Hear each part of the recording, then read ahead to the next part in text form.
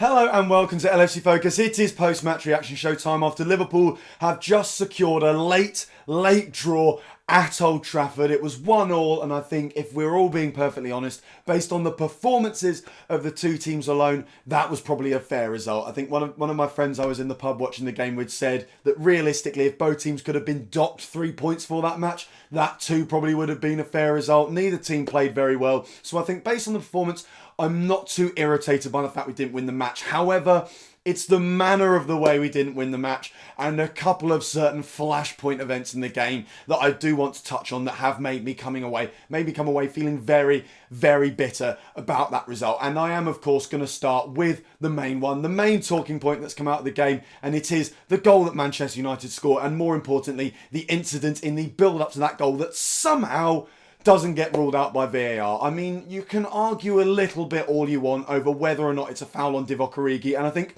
one of the reasons that it's being considered a debate is because everyone's watching the replay in slow motion, where you look at it and you think, well, actually, there's not much contact there. But if you watch it at full speed, Lindelof essentially flies through the back of Divock Origi, and he doesn't win the ball. There's not even an attempt to play the ball there. I don't see how it's a question of whether or not that's a foul. One of the main things you're told, and in football as a defender, is don't go through the back of someone because that is a foul. And if you go through the back of someone and even win the ball, it's still quite often considered a foul these days. So how it's not considered a foul when he doesn't win the ball, when he doesn't even get close to actually touching the ball, when it's just about taking Divock Origi out in an incident which essentially sets them on the counter-attack that leads to their goal. That is the catalyst for the move that leads to Manchester United putting the ball in the back of the net. And that is somehow not called back. I mean, how Martin Atkinson's not given it in the first place, I don't know. And this video could be 20 minutes based on Martin Atkinson's slander alone, because he drove me round the bend today. It kept coming back in my mind to when Steven Gerrard, after he retired, was asked, who is the referee you hated the most? Who is the referee you could not stand? And he said it was Martin Atkinson, because Atkinson, not only does he get decisions wrong all the time, all the referees do that these days, they are all utterly terrible, but it's his attitude as well. And I've heard that in terms of VAR as well, he doesn't like having his decisions overturned. He will, in any circumstance where he can get away with it, not allow his initial decision to be overturned. And that's essentially what we saw today. I wouldn't be surprised if they asked whether he wanted to have a look at it, and he said, no, I saw what I saw. I don't think it's a foul, when it very obviously, blatantly was. And I think the whole clear and obvious error thing, just bin it off. Just bin off, because it does not work. It worked a bit in the World Cup and it works a bit in the Champions League because they're a lot less lenient on the referees in that. Often in the Champions League, if they look at it and think that's a foul, and they did it in the World Cup as well, then by and large, they will send it no matter how clear and obvious it is. If it is a foul, it doesn't matter what the referee thinks he saw, they're going to make him look at it again just to see whether he wants to uphold the initial decision. In the Premier League, correct me if I'm wrong here, but I cannot think of a single time we've had an on-pitch review for things like disallowed goals, red cards, or penalties. It might have happened a couple times in some games that weren't on telly or something like that, but from what I've seen, it's never happened in a Liverpool game. It's never happened in any of the other big teams' games. Every single time, unless it's an offside or a handball or anything where the referee doesn't have to look at it, they have not sent them to the touchline to actually check and see whether they want to go with their initial decision or whether or not they want to change their minds. And something needs to change there, because the clear and obvious error thing just doesn't work. If it's a foul, it's a foul, and it doesn't matter what the referee thinks he saw. He watched it in real time, probably from not the best angle to watch it. The VAR can give him plenty of angles. He can watch it at all different speeds. He can watch it over and over again. Obviously, he's going to be able to make a better decision looking at that than whether he's just standing on the pitch, not really aware of what's going on, if we're being perfectly honest. And it wasn't the only poor decision Martin Atkinson made through the game. Time and time again, he was giving free kicks that you just simply could not explain why they've been given. I've already said I think he's a terrible referee. If you don't believe my opinion, you can go to Steven Gerrard, who absolutely loathed the man quite clearly. You can also go to Mark Clattenburg, who thinks that Martin Atkinson is probably the most insufferable referee in the Premier League right now. There are plenty of opinions to tell you why we should not trust this man with a game of this calibre. As soon as I saw him make the first decision of the game and realised it was Martin Atkinson, I knew something terrible was going to happen, and lo and behold, it did. And that's what put Man United 1-0 up. I mean, you can argue about how we probably shouldn't have allowed the attack to develop the way it did. We probably should have defended it. And you can, of course, talk about how poor Liverpool were in general. And I am, of course, going to come on to that, because it's not just Martin Atkinson's fault that we didn't win the game. I think plenty of the blame lies with him, because I have no idea why that goal wasn't ruled out. But by and large, Liverpool were dreadful today, as usual when it comes to Old Trafford. And some of that's down to the performance, some of that is down to certain other variables like Mo Salah not being available. It did feel like today was kind of a perfect storm of things just going wrong just today. You know, up until now things have been going perfect. Man U were terrible, Liverpool were great, everything was going fine. Suddenly Salah gets injured, something just seems to shift in the mentality of the players. The tactical plan just, I don't know what it was going forward, if I'm being perfectly honest. You know, Firmino was playing down the middle, I guess. I think Origi was on the left. Origi was good for the first 20 minutes and kind of proved why he's an excellent super sub, because for that first 20 minutes, he had Lindelof on toast over and over again. He was finding space, he was creating space, he was dribbling past defenders, he looked great, and then he just disappeared. He just completely disappeared. Sadio Mane just looked like he'd been marked out of the game because he barely got onto the ball. The midfield was just dire. And then what really irked me was when Klopp changed the system in the second half, and it seemed to help a little bit. He changed to 4-2-3-1, and there was that sort of extra bank of players that linked the attack up with the midfield, and it helped a little bit. It didn't make us perfect. We still weren't playing very well. We were still playing well below our usual standards that we've set so far this season, but it was better, and it looked like we finally had chances, maybe not of scoring, but at least getting the ball into their box. But then what Klopp doesn't do is he didn't adjust the personnel to compensate for that. Suddenly, Henderson's playing right wing. And I think if you...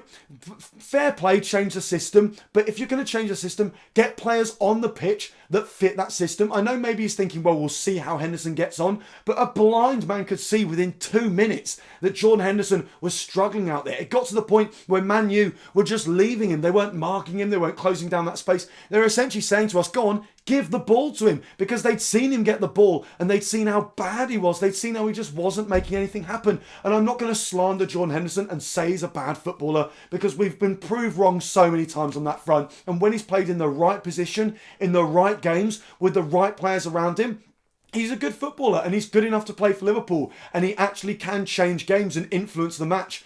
But he's not a right winger, and that was so obvious, and yet we carried on playing him. And even Man U, like I said, were just letting us give him the ball because they knew he wasn't going to create anything. And then, listen, I don't want to criticise Klopp too much for that, because, I mean, when you look at the bench, we had no options. If Shaqiri was there, if Salah was there, if Origi hadn't started the game, I'm sure plenty of them would have come on by the hour mark, because I know that Klopp leaves his substitutions late, but when he really needs to make them, he's gradually got to the point where he does now sort of bite the bullet a bit quicker and bring players on. But we just didn't have the options today. I think people were crying out for Keita. Everyone was saying that was going to be what changed the game. We needed his creativity from midfield. We needed his drive and stuff like that. But I think it was clear when Keita came on that this game has once again just come a little bit too soon for him, and I really want things to happen for him at Liverpool, and I hope now he can finally put a run of games together. He's had a little bit of time since his injury. Hopefully he's back to full sharpness. We got a big run of games coming. You know, we've got Genk in midweek, Spurs next weekend,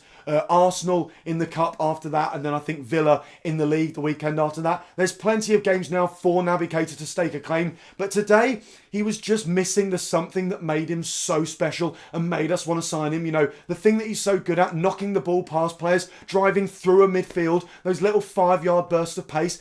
When he's not match sharp, he's not going to be able to do that, and he looks like he's a little bit low on confidence as well. So I think had we had a Keita that was match sharp today, then maybe he would have changed the game a little bit more. Obviously, he gets the hockey assist for the goal as well. The goal almost irritated me in a way, because it showed just how bad Man U's defence was, just how easy it was to bypass it if you just got the ball in the box, if you just put them under a little bit of pressure. And lo and behold, as soon as we do that, we get a goal out of it. We get a goal through Adam Lallana as well. People were threatening to blow their own brains out when Adam Lallana came on, and yet he's the one who gets the goal that gets Liverpool back in the game. And I think it's almost fitting in a way that Adam Lallana, the man that no one rates at Liverpool at the moment, the man that everyone is expecting to be chucked out of the Melwood door come the end of the season, the man who hasn't scored in 2.5 years, is the man who gets the equaliser. That summed the game up. You know, Man U's goal was down to dodgy refereeing, and Liverpool's goal was down to a man that absolutely no one thinks is good enough to play for Liverpool coming up with the equaliser in the 85th minute. And it's almost a shame, like I said, that we didn't realise how easy it was to bypass the defence a little bit earlier, because once we scored that goal, suddenly it did just become a matter of get the ball in the box and see what happens. And obviously it doesn't lead to a second goal, but Man U suddenly looked so much more shaky, and I just wish we'd got the Lallana goal maybe 10 minutes earlier, because I think had we done that, we might have just come away with the jammiest win of all time, because as I said, we didn't deserve it today, and I don't know what happens to us at Old Trafford today. I'm almost willing to excuse it because of the situation with Salah not being available, with, Shaqiri not being available from the bench, which might have changed the game. There were just too many variables today that I was already nervous about going into the match after I saw the lineups, and it just felt like it was never going to be our day from the day it kicked off. One day, we might just win at Old Trafford. But to be honest, if the price we have to pay for Liverpool being, broadly speaking, one of, if not the best teams in the world right now, is the fact that on an annual basis we show up to Old Trafford and don't show up at Old Trafford, then you know what? Maybe, pardon me, that is almost a price worth paying. Almost. And at the end of the day, Liverpool are still 6 points clear at the top of the league, and we don't have to go to Old Trafford again this season. We don't have to put up with that suffering again for another, on average, 12 months now. We can all breathe. We went there. We didn't lose. And while that sounds like a loser's mentality, when it comes to Liverpool at Old Trafford these days, I'm almost tempted to take the point here. And the fact that Adam Lallana gets the equaliser does kind of make it a little bit funny as well. So yeah, I'm disappointed with the draw. Of course I'm disappointed with the draw. And I'm disappointed with the way it panned out and the fact it came from dodgy refereeing decisions. I'm gutted about that, obviously. But Liverpool played badly at Old Trafford and we didn't lose. And that is something that I will take. So yeah, that is all for today's video. Let me know all of your thoughts on the game down in the comments below. Let me know what you think about the Old Trafford curse. Let me know what you think about Adam Lallana coming on and getting that rescue equaliser for Liverpool. And let me know what you think about the current situation with VAR. And maybe go easy on your opinions from Martin Atkinson, because I don't want this video to get taken down for the comments. But do let me know what you thought about the overall situation with the refereeing in the game. Apart from that, that is all for today's video. Thank you guys very, very much for watching. If you did enjoy the video, as always, you know what to do. Hit the like button down there, hit that subscribe button there if you're new around here. Check out some of the other videos I've been out on the channel over the past few days. Don't forget to follow at LFC Focus TV on Twitter. I'll be back soon with the pre-match content for the game against Genk. Until then, bye for now.